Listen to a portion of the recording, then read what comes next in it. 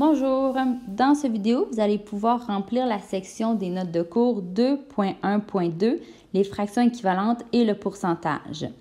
Nous allons commencer par une petite définition. Qu'est-ce qu'une fraction unité? Une fraction unité, c'est une fraction qui représente le nombre 1, tout simplement. Donc, une fraction que le dénominateur et le numérateur sont le même, donc 7 sur 7, 7 septièmes, 12 douzièmes.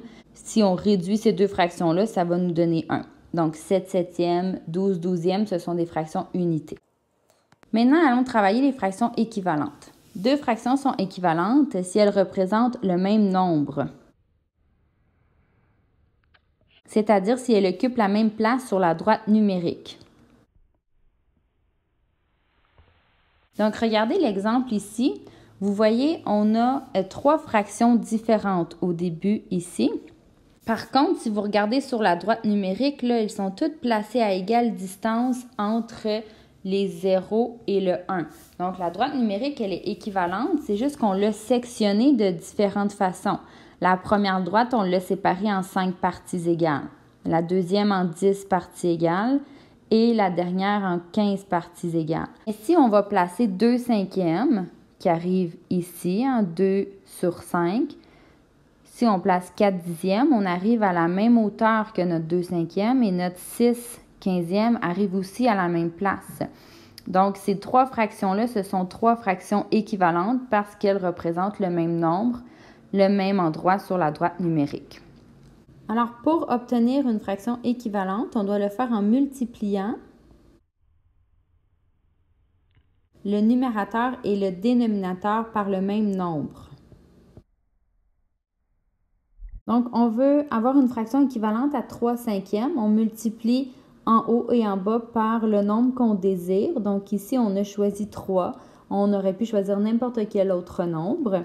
Donc, 3 fois 3 nous donne 9. 5 fois 3, 15. Alors, 3 cinquièmes est une fraction équivalente à 9 quinzièmes. On peut aussi obtenir une fraction équivalente en divisant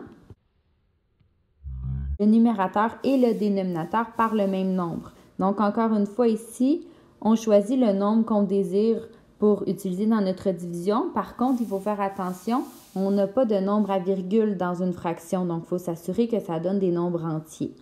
Donc, 4 dixièmes, on divise par 2 en haut et en bas. Donc, 4 divisé par 2, 2. 10 divisé par 2, 5. Donc, 4 dixièmes est une fraction équivalente à 2 cinquièmes.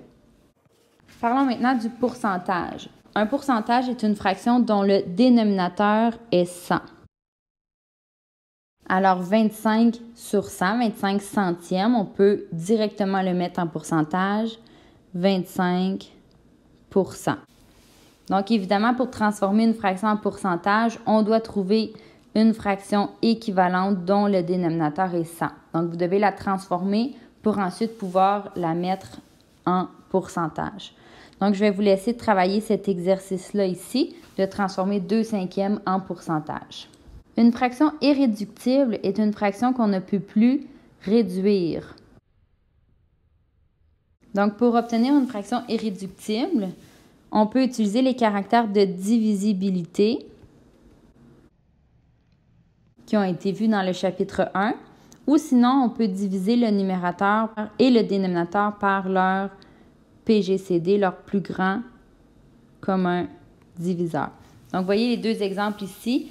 En utilisant les caractères de divisibilité, des fois, ça peut prendre plusieurs coups avant de réduire au complet. Donc, on a pris comme exemple ici 54 sur 66. On a commencé par diviser par 2 parce qu'on savait que les deux nombres étaient des nombres pairs. Ça nous a donné 27 sur 33. On trouve que les deux nombres se divisent par 3, on les divise par 3. Et ensuite, on obtient 9 onzièmes qui, cette fraction-là, est irréductible ou on peut dire aussi que c'est une fraction simplifiée. Si on utilise le PGCD, le plus grand commun diviseur, on va immédiatement réduire un peu notre calcul. On va avoir juste à effectuer un calcul parce que le plus grand commun diviseur va nous donner automatiquement la plus petite fraction. Donc, vous allez devoir faire ces petits exercices-là, donc de réduire les 4 fractions suivantes. Une fois que les petits exercices dans les notes de cours sont faits, vous avez terminé votre travail.